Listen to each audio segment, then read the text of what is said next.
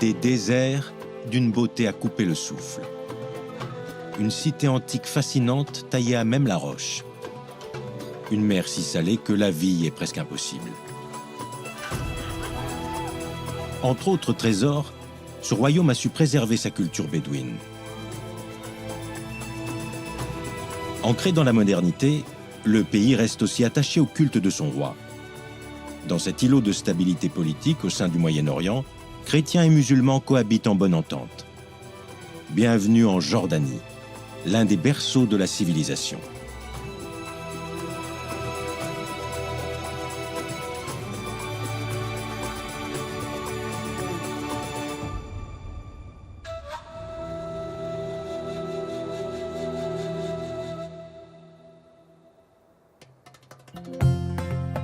Nous sommes dans le nord de la Jordanie.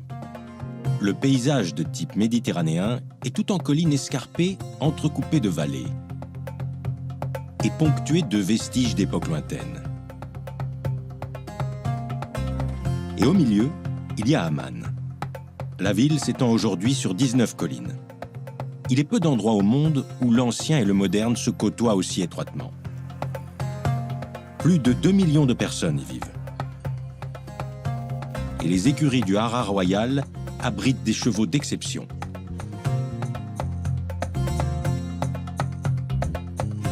Si le pays est majoritairement musulman, on y trouve aussi des lieux de pèlerinage chrétiens, comme le mont Nebo.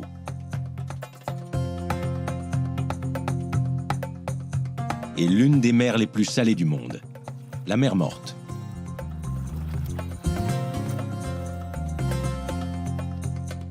La Jordanie se situe au nord de la péninsule arabique. Elle est frontalière avec l'État d'Israël, la Cisjordanie, la Syrie, l'Irak et l'Arabie saoudite. Sa capitale se trouve dans la partie septentrionale, entre Madaba et la cité antique de Gerasa. Aujourd'hui, centre politique et culturel de la Jordanie, Amman a une longue histoire. D'impressionnantes peintures colorent les murs de la ville. Interdits dans d'autres États du monde arabe, graffitis et fresques murales font tout naturellement partie du paysage urbain à Amman. Souvent riches de sens, ils abordent des thèmes tels que les droits des femmes et la protection de l'environnement. Dalal Metwali fait partie de la vingtaine de street artistes désireux d'embellir leur ville à travers l'art urbain. Enfant, j'ai pas beaucoup joué dans la rue. Alors parfois, j'ai l'impression que c'est pour ça que je me suis mise au street art, pour jouer dans la rue. Comme je n'ai pas eu l'occasion de le faire plus jeune, je le fais maintenant. C'est ma façon de laisser s'amuser l'enfant qui est en moi. Dalal a fait des études d'informatique. Mais l'art prenant de plus en plus d'importance dans sa vie, elle a obtenu le feu vert de ses parents pour emprunter cette voie peu conventionnelle. De plus en plus de femmes deviennent artistes de rue. Et je pense que pour la plupart, ce choix correspond à une sorte d'aspiration inconsciente à occuper plus d'espace. C'est une façon pour elles de dire « on est là ». Quand la société ne vous accorde pas de place, cette place, vous avez envie de la conquérir. C'est comme les empreintes de main dans les grottes, sur les peintures rupestres. Ça ne raconte rien de particulier, ça dit juste « je suis là ». Ce mur, Dalal a l'autorisation officielle de le peindre. Elle travaille en étroite relation avec l'administration municipale. Cette fois, le thème est la chaleur, tout simplement. Ces derniers mois, je ressens une forte connexion avec la mer. Ça fait rêver, dans un endroit comme Amman où on manque d'eau. De façon générale, je tire mon inspiration du quotidien et de la rue. Je suis bien plus inspirée en me promenant qu'en restant enfermée entre quatre murs blancs.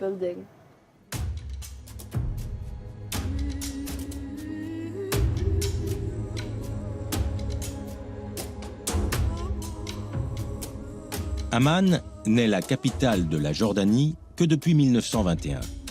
Mais elle en est depuis longtemps le centre culturel et financier.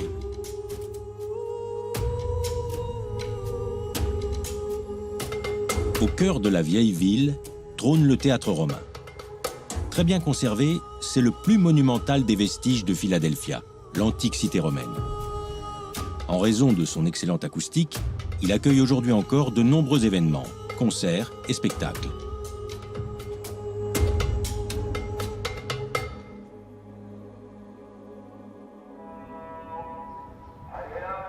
Cette coupole bleu ciel est l'un des emblèmes d'Amman. Elle chapeaute la mosquée du roi Abdullah, la deuxième plus grande du pays. L'édifice peut accueillir jusqu'à 3000 fidèles.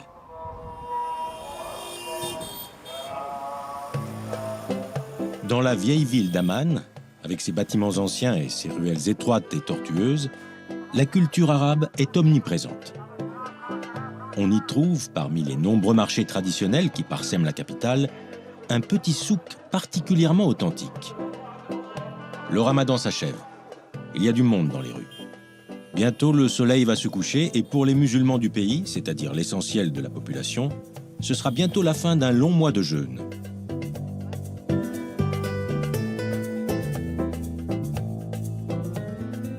Amman passe pour une des villes les plus libérales du monde arabe. En témoignent ses gratte-ciel, ses banques et ses grands centres commerciaux.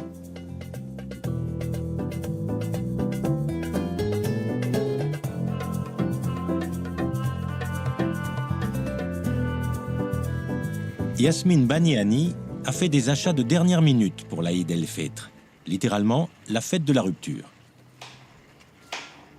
Rompre un jeûne d'un mois, c'est bel et bien une fête. Après 29 à 30 jours sans avoir le droit de manger ni de boire entre l'aube et le coucher du soleil, on se réjouit à l'idée de s'alimenter à nouveau normalement. Yasmine et sa mère préparent le repas la faim au ventre, mais qu'importe. Elles sont heureuses d'accueillir aujourd'hui de nombreux convives.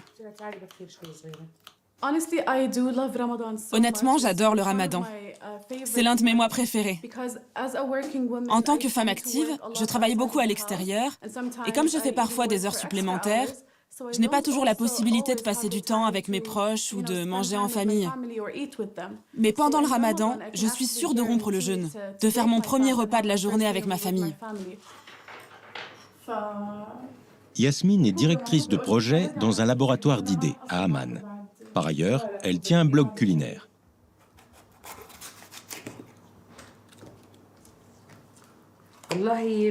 La plupart de mes souvenirs d'enfance sont liés à la nourriture. Je repense à ma grand-mère, paix à son âme, et à maman, que Dieu la protège. Je me souviens de l'odeur des plats, de l'ambiance qui régnait dans la cuisine. Ma grand-mère et ma mère m'ont appris à cuisiner. Comme beaucoup de jeunes Jordaniens et Jordaniennes, Yasmine habite encore avec sa famille.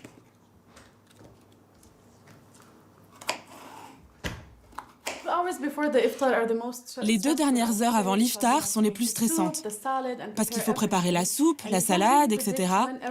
Et on ne peut pas savoir quand tout le monde va arriver. Il y en a qui arrivent pile à l'heure de la rupture du jeûne, d'autres une demi-heure plus tôt, d'autres un quart d'heure.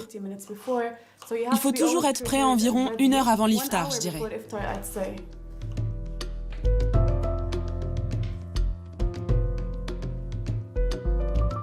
Le centre historique d'Amman est perché sur l'une des 7 collines de la cité antique. Hérissée de vestiges, celle-ci est couronnée par les ruines du palais des Omeyyades, édifié il y a 1300 ans et détruit par un séisme peu de temps après. Seule la salle d'audience est restée debout et a récemment été restaurée et dotée d'une nouvelle coupole. La colline de la citadelle offre le plus beau point de vue sur la ville. Raison pour laquelle c'est aujourd'hui un lieu de rendez-vous très prisé par les habitants de la capitale. Le temple d'Hercule a été construit au IIe siècle sous le règne de l'empereur Marc Aurèle. C'était, dit-on, la structure la plus ambitieuse réalisée à l'époque par les Romains.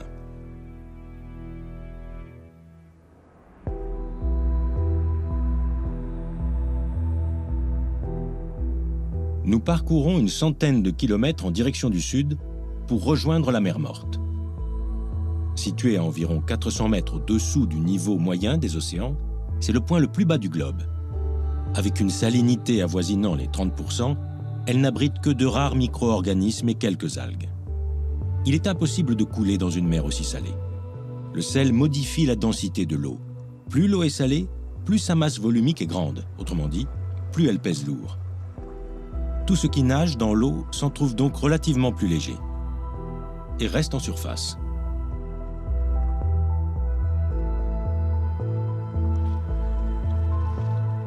Il semblerait pourtant qu'on ait besoin de surveillants de baignade. Mohamed Al-Amazing a davantage de travail qu'on pourrait s'y attendre. Le voici qui vole une fois de plus à la rescousse d'un nageur aveuglé. Vite, de l'eau douce.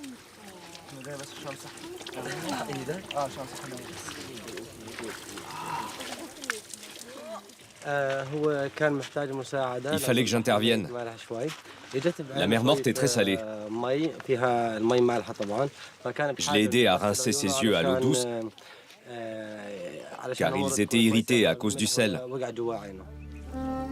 Ici, l'eau douce est l'instrument de travail numéro 1 du surveillant de baignade. Dans son attirail, il a également quelques accessoires à prêter aux touristes qui ne veulent pas seulement repartir sains et saufs, mais aussi avec cette photo. Ce n'est pas partout qu'on peut lire un livre à l'ombre d'un chapeau en faisant la planche. Néanmoins, Mohamed ne baisse jamais la garde. Dans la mer morte, boire la tasse peut être mortel, même si l'on absorbe seulement une gorgée d'eau. Sa forte concentration en minéraux est un poison pour notre organisme. Mohamed réalise tous les jours une trentaine d'interventions. Le voici qui court à nouveau chercher le tuyau d'eau douce pour soulager un baigneur. Encore un qui s'est frotté les yeux avec les mains pleines d'eau salée. Un rinçage généreux s'impose de toute urgence.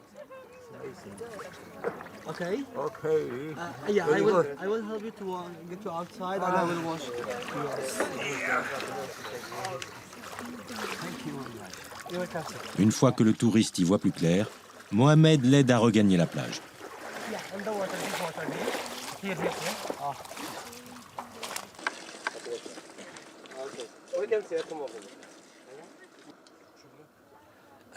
Mon travail est très agréable. La mer morte offre une vue magnifique et elle possède d'innombrables vertus pour le corps. Et puis, c'est un travail humain. Nous veillons sur la sécurité des gens et nous prenons soin d'eux. Et question salaire, on n'a pas à se plaindre. En réalité, le mot mer n'est pas adéquat. Il s'agit plutôt d'un lac salé de 60 km de long sur 15 de large, bordé à l'ouest par Israël et à l'est par la Jordanie.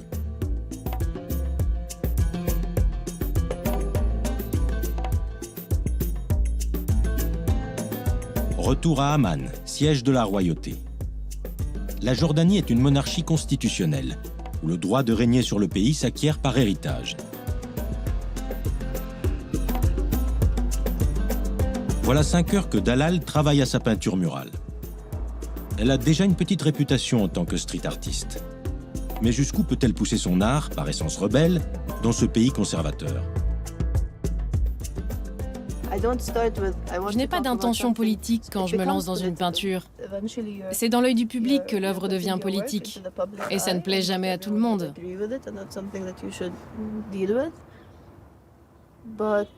Il faut faire avec et prendre les choses avec philosophie. La critique politique est admise dans une certaine mesure, tant qu'elle n'est pas dirigée contre la maison royale. Certains sujets comme la religion, la sexualité ou la drogue demeurent absolument tabous.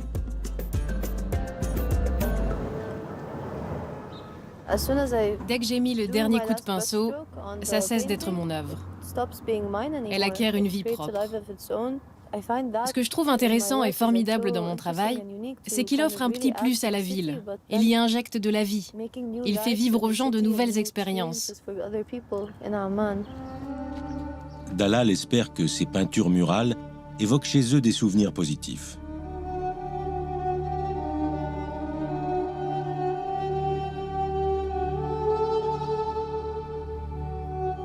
Le crépuscule s'installe tout doucement sur Amman. Chez les Baniani, on s'attelle aux derniers préparatifs. Plus qu'une demi-heure avant le coucher du soleil. La soupe n'est pas encore prête et la mère de Yasmine a besoin d'aide. Heureusement, la voisine est là.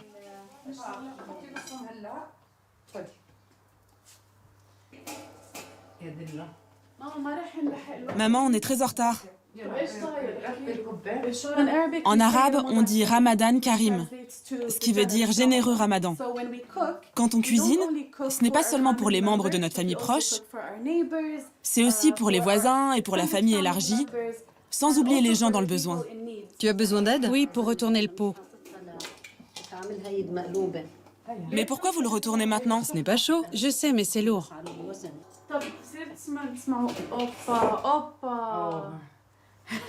Ouf, on a évité le drame.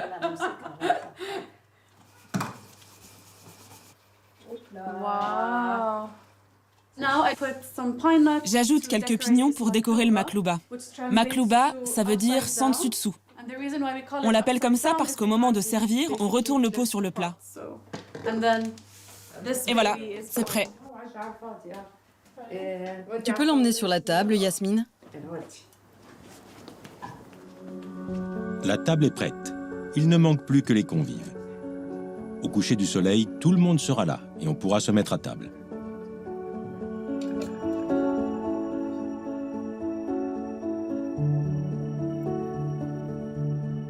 Avant, Yasmine va prier, comme le veut sa religion. La prière est l'un des 5 piliers de l'islam.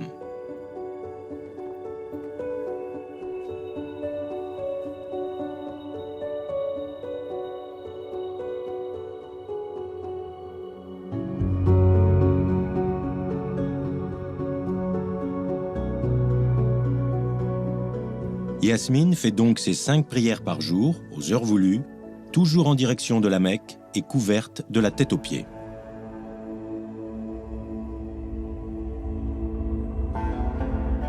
Le royaume ne compte que 5% environ de chrétiens, pour la plupart catholiques ou orthodoxes.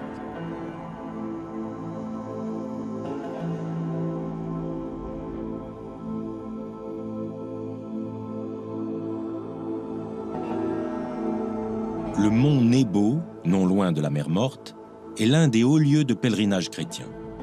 C'est là que Dieu aurait montré la terre promise à Moïse, alors que celui-ci conduisait le peuple d'Israël vers le pays de Canaan. Et c'est là aussi que Moïse serait mort.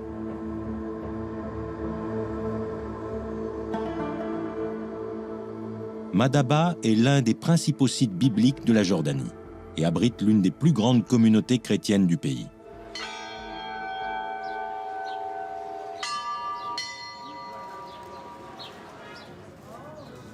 La ville est célèbre pour ses mosaïques, en particulier celle qui figure la carte de la Palestine et qu'on peut admirer dans l'église grecque orthodoxe de Saint-Georges.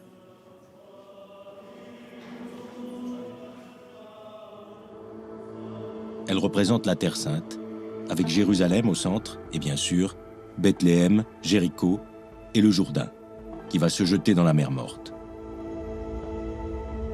Quand en 1880 les chrétiens ont rebâti la ville à la suite d'un tremblement de terre, ils ont découvert d'impressionnantes mosaïques parmi les ruines, avec des motifs de la mythologie grecque.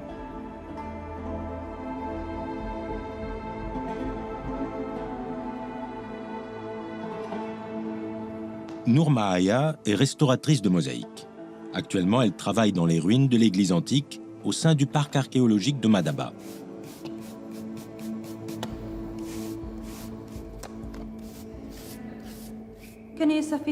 Ici, dans les églises, on retrouve souvent des motifs géométriques, des représentations de canards, de poissons. Là, dans la salle d'Hippolyte, les 4 saisons sont représentées. Tout d'abord, je vais nettoyer le sol. La poussière m'empêche de distinguer les motifs, les couleurs et l'état des mosaïques. Je vais enlever la poussière à l'aide de cette brosse. Et ensuite, j'utiliserai une éponge et de l'eau. La famille royale de Jordanie a la réputation d'être tolérante. Elle prône le dialogue entre chrétiens et musulmans. Mais comment la cohabitation se passe-t-elle réellement au quotidien ? Ici, nous ne faisons pas de différence entre chrétiens et musulmans. Nous vivons en parfaite cohabitation. Comme vous le voyez, cela ne me pose aucun problème d'entrer dans une église. Nous intervenons partout où notre travail de restauration est utile. Nous sommes d'ailleurs le seul institut du Moyen-Orient habilité à faire des travaux de restauration des sols en mosaïque dans les bâtiments historiques. Le Madaba Institute for Mosaic Art and Restoration, MIMAR, a été fondé en 2007. Il s'adresse essentiellement aux habitants de la région qui n'ont pas les moyens d'étudier à Amman ni ailleurs en Jordanie. La formation à l'art de la mosaïque et à sa restauration dure 2 ans.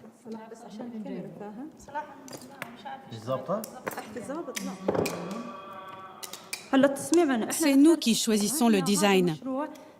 Cette mosaïque est une commande. Notre client a choisi le thème « L'arbre de Madaba » et nous avons conçu le design en fonction de cela. Les couleurs sont éclatantes. Grâce à notre expérience, nous avons une bonne connaissance des couleurs. Chaque mosaïque est constituée de milliers de tesselles, fixées au support à l'aide de mortiers ou d'une colle spécifique.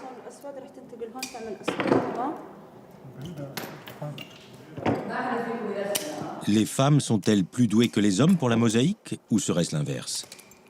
Ce cours ouvert aux 2 sexes leur donne l'occasion de se chamailler à ce sujet. Les hommes sont plus forts et peuvent porter les charges lourdes. Mais pour la découpe, les femmes sont meilleures. Les hommes sont meilleurs en dessin. Les femmes sont fortes en dessin. Ils sont meilleurs pour la découpe, le coulage, Et la cuisson. pour tout, vraiment. On le laisse se vanter un peu pour qu'il se sente bien. On ne veut pas l'offenser. Rien de tel au bout du compte qu'une équipe mixte pour donner le jour à une mosaïque de toute beauté.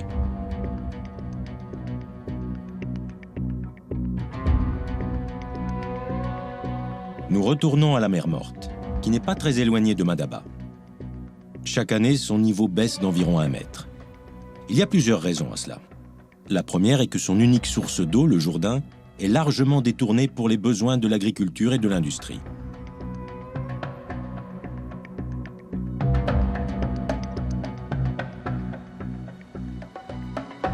La seconde est que pour les 2 pays qui la bordent, Israël et la Jordanie, la mer Morte est un important facteur économique. Son eau contient des minéraux très convoités, dont l'exploitation a pour effet d'augmenter la salinité de l'eau. En effet, on laisse celle-ci s'évaporer pour mieux en extraire les précieux éléments.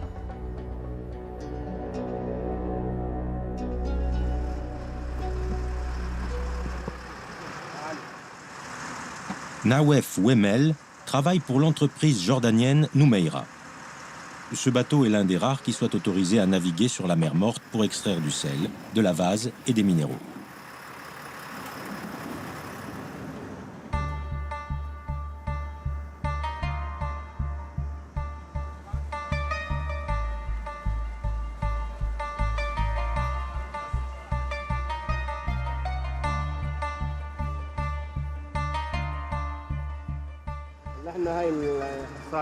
Cette batteuse spéciale pompe l'eau salée pour en extraire les cristaux de carnalite, puis les achemine vers l'usine de l'Arab Potash Company. Là-bas, la matière récoltée sera filtrée et analysée. L'entreprise extrait chaque année plus de 25 000 tonnes de sel et de boue de la mer Morte. Nawef est chargé du contrôle qualité.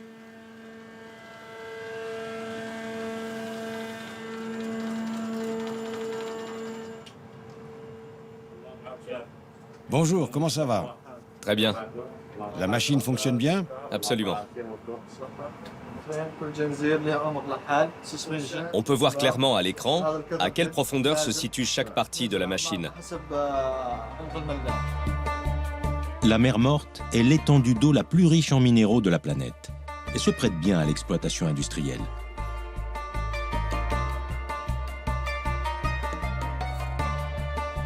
On en extrait également une grande quantité de carbonate de potassium, utilisé pour fabriquer des engrais.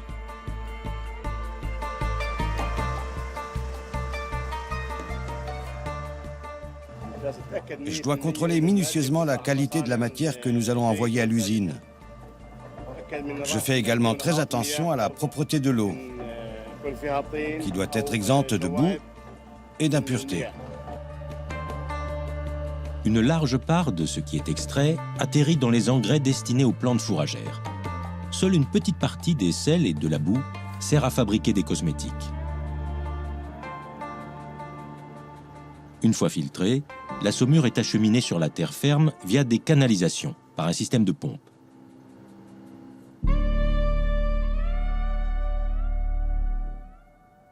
Je fais environ 30 km par jour pour me rendre de mon domicile à mon lieu de travail à Noumeira. Et chaque jour, je me sens comme un touriste. J'admire l'incroyable vue sur les montagnes rouges et sur la mer morte. Cela me met de bonne humeur. J'aime mon travail. Je profite de la beauté du paysage.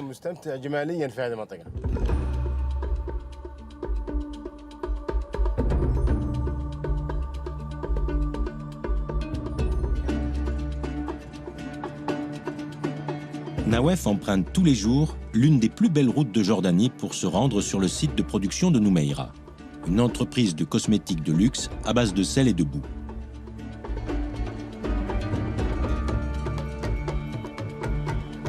La qualité des sels est contrôlée une nouvelle fois à l'usine. Pour les produits destinés à l'exportation, l'entreprise doit pouvoir certifier l'origine du sel.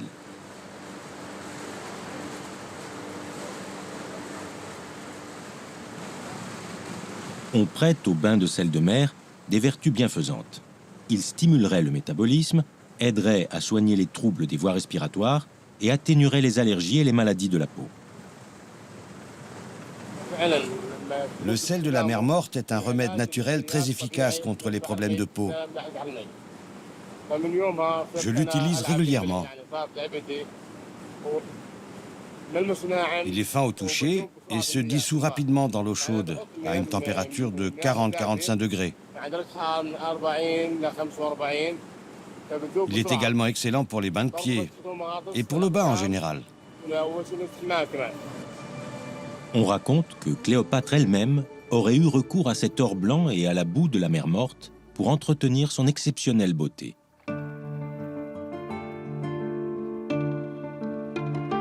Non loin de la frontière israélienne se trouve Salt, le long de l'ancienne artère commerciale reliant Amman à Jérusalem.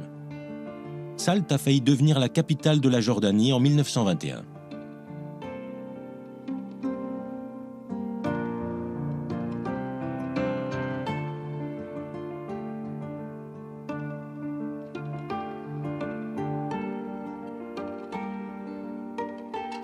Retour à Amman. Le soleil poursuit sa course descendante et il est presque l'heure de rompre le jeûne. Yasmine et sa famille mettent la touche finale au repas de fête.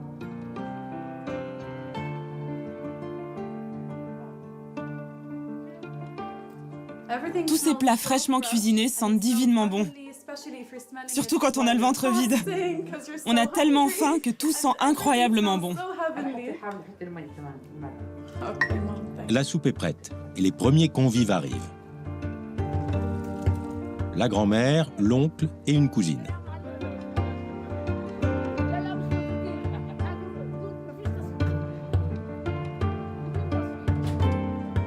Yasmine prend quelques photos pour son compte Instagram de blogueuse culinaire. Je meurs de faim. Je suis tellement heureuse qu'on rompe le jeûne dans quelques minutes.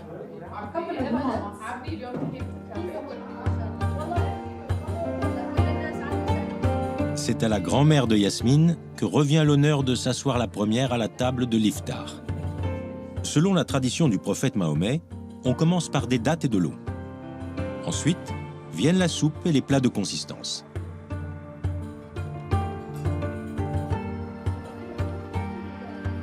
Au terme de 30 jours de jeûne, le ramadan est terminé. À partir de ce soir, tout le monde pourra manger à sa faim.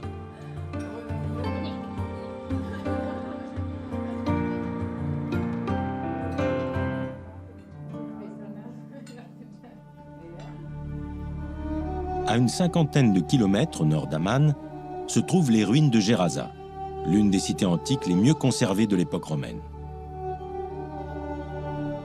Le site archéologique englobe une ville entière, avec les vestiges d'un amphithéâtre, de divers temples et marchés, et de rues flanquées de colonnades.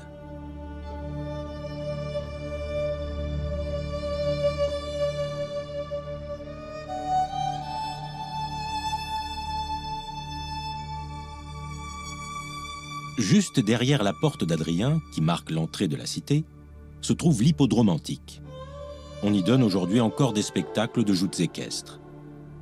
On raconte que c'est ici qu'aurait eu lieu la fameuse course de chars qui a opposé Bénur à Messala, son frère adoptif et ami d'enfance, devenu son ennemi.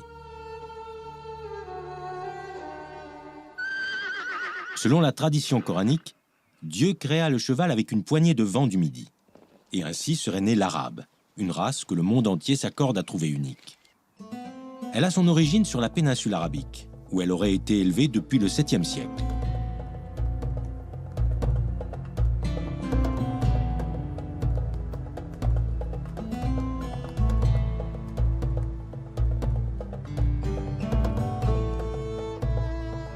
Le Britannique Mark Gamlin travaille depuis 10 ans comme entraîneur de chevaux dans le haras de son Altesse royale, la princesse Alia bint al-Hussein, la sœur du roi de Jordanie.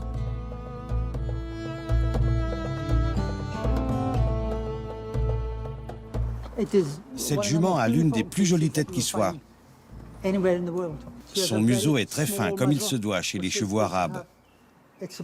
Il est censé tenir dans le creux de la main. Elle a une belle mâchoire carrée, des pattes élancées et bien formées. C'est vraiment une belle bête. Les chevaux arabes sont très sensibles et il faut beaucoup de doigté pour travailler avec eux. Ils créent des liens très forts avec les humains qui s'occupent d'eux. C'est pourquoi ils n'aiment pas changer souvent de cavalier ou de propriétaire.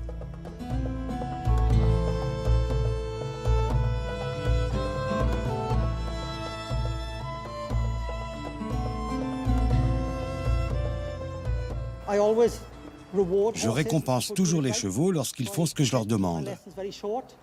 Je fais en sorte que mes leçons soient courtes et que l'animal en ressorte heureux. Surtout elle, parce qu'elle est particulièrement sensible. Toutes les juments de la princesse Alia sont très sensibles.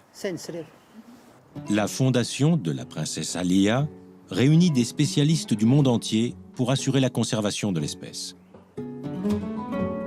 Dans ces écuries, les nobles animaux sont traités royalement. Jour après jour, on veille sur leur bien-être en leur prodiguant les meilleurs des soins. Ahmed Al-Ihari est le plus expérimenté de leurs bienfaiteurs. Le toilettage est primordial. Mon rôle en tant que groom est de pratiquer les soins corporels sur la jument, de lui servir une alimentation saine en respectant un régime spécifique. Je surveille aussi son comportement pour voir si elle va bien ou si quelque chose la dérange. Je passe beaucoup de temps avec elle. Les chevaux arabes sont d'une nature calme et aiment que les choses se passent dans le calme. Ils n'aiment pas la nervosité.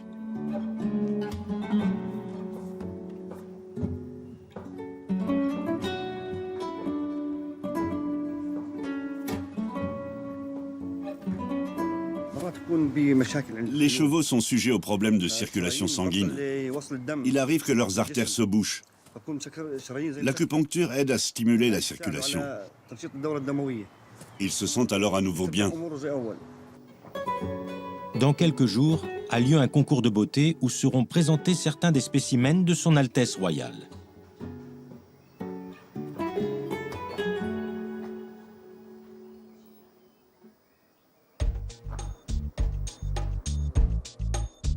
L'Aïd el-Fitr est une fête qui se prolonge sur plusieurs jours. À cette occasion, les musulmans se donnent volontiers rendez-vous dans la Rainbow Street, la rue de l'Arc-en-Ciel.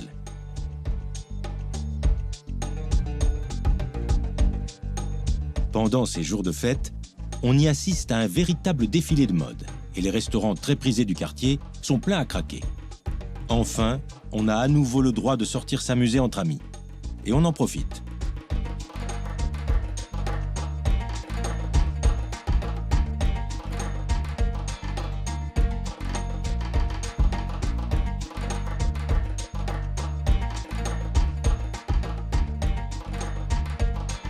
Nous allons maintenant dans le quartier Jabal al-Webdeh. C'est là que Tania Haddad, créatrice de mode, a son atelier.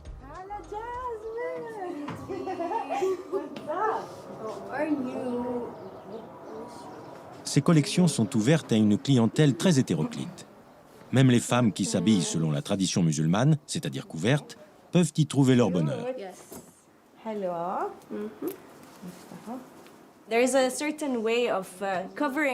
On peut se couvrir de façon sympa et originale.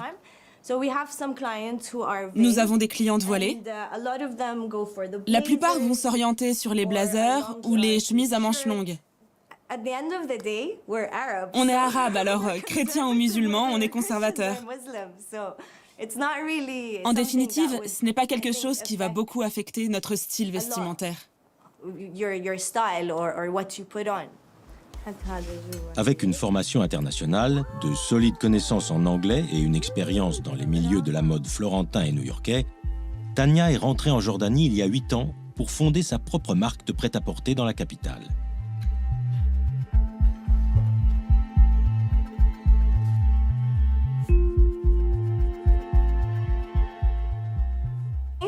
J'ai toujours été créative. Petite, je restais souvent dans ma chambre à faire des croquis et des dessins, enfermée dans ma bulle. Cette collection a pour thème l'apprentissage de l'arabe, et plus particulièrement l'alphabet arabe. Quand on était enfant, il y avait des émissions de télévision très amusantes qui nous apprenaient l'arabe et l'alphabet. Chaque jour, c'était une lettre différente. C'était vraiment chouette et très particulier. Les illustrations qu'on trouvait dans les livres aussi étaient très particulières. Regardez, c'est chouette, non? Et moi, j'ai trouvé ça sympa d'enseigner l'arabe sur les vêtements. Tania a collaboré avec un magasin d'ameublement et la collection d'éléments de décoration qui en a résulté a connu un grand succès international.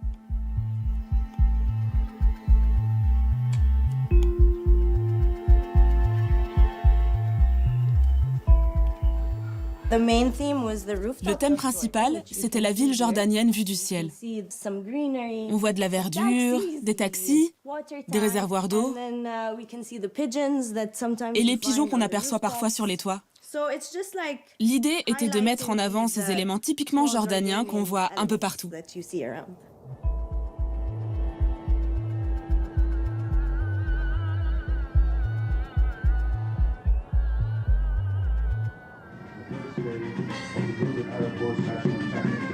Nous voici maintenant en périphérie d'Amman. Quand il s'agit d'élire les plus beaux spécimens de la race réputée la plus belle, la fine fleur de la haute société jordanienne répond présente. En coulisses, les chevaux de l'écurie royale sentent bien qu'on est plus que jamais aux petits soins pour eux. On prépare ses beautés pour le grand défilé. Mark Gamlin, l'entraîneur équestre du Harar royal, est bien sûr de la partie.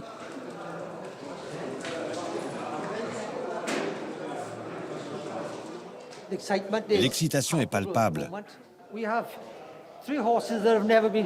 On a 3 chevaux qui n'ont encore jamais concouru. Ils vont défiler avec les autres. Ce qu'on espère surtout, c'est qu'ils passent du bon temps. Pour tous les admirateurs de la race, l'arabe est un cheval extraordinaire.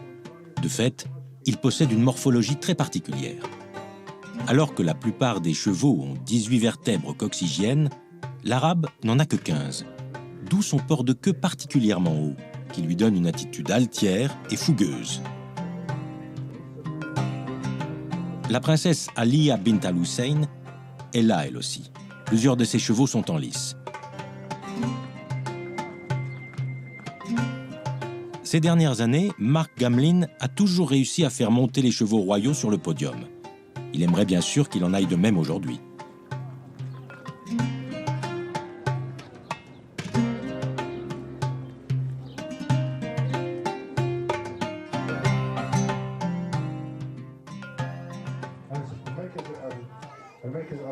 المركز الرابع الرقم 20 المركز الثالث الرقم 19 المركز الثاني second place الرقم 18. L'une des juments qui faisaient leur début décroche la 2e place. Elle a bien assuré. Son trot était excellent. Mais elle était un peu nerveuse quand on l'a présentée au jury. Au prochain concours, elle connaîtra déjà l'atmosphère. Elle aura beaucoup appris de cette expérience. Mais elle est dans le top 5, c'est déjà bien pour une première fois. Nous sommes très contents. Plus le cheval est détendu, plus son port est élégant, dit-on. Et sans conteste, les Arabes des collines royales mènent une vie particulièrement paisible.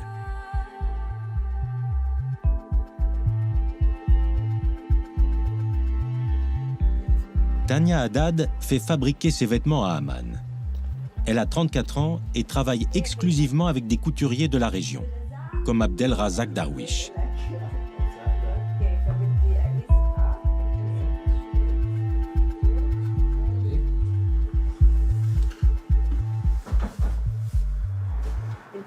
Né en Syrie, il a fui son pays avec sa famille avant la guerre. طبعا هاي كمان حتصغر تصير 4 سم من هون اوكي هيك زي هيك يعني الفتحة بالضبط صح؟ الفتحة كلها حتصغر يعني أوكي. تمام نحمل هون هيك زر اوكي هون محله قرب وزر والكتاف كيف شايفتيهم حلوين هي Quand j'ai commencé et que je me suis mise à la recherche de couturiers, j'ai imprimé des petites annonces papier, vous savez, et je les ai collées un peu partout. Abdel a été le premier à m'appeler. On s'est rencontrés sur un parking, je lui ai demandé de me faire des échantillons, et le lendemain, ils étaient prêts. Je suis allée les chercher et ils étaient parfaits. On travaille ensemble depuis 7 ans maintenant. 6 ou 7 ans. Honnêtement, ma rencontre avec Tania est la meilleure chose qui me soit arrivée. Grâce à elle, j'ai pu rencontrer énormément de gens et élargir mon horizon. Nous avons pris le temps d'apprendre l'un de l'autre et d'évoluer ensemble.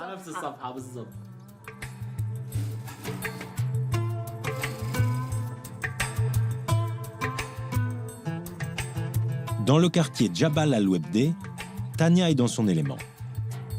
C'est là qu'ont lieu la plupart des photoshootings qu'elle organise pour sa marque, Tania George. La diversité est un thème qui lui tient à cœur. Aujourd'hui, elle a engagé un mannequin d'origine soudanaise.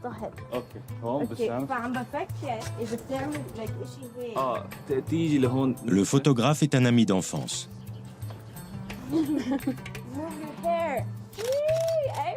Malgré ses voyages et expériences à l'étranger, Tania s'inspire essentiellement de la vie quotidienne en Jordanie.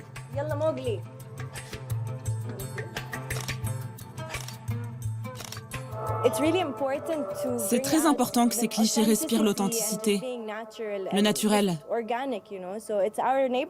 Nous sommes dans notre quartier, c'est là que nous vivons. Je ne vais pas aller faire des photos dans un endroit où je ne me sens pas chez moi. C'est son rêve depuis toujours. Créer des vêtements qui racontent des histoires en Jordanie, ce petit pays au passé riche et passionnant.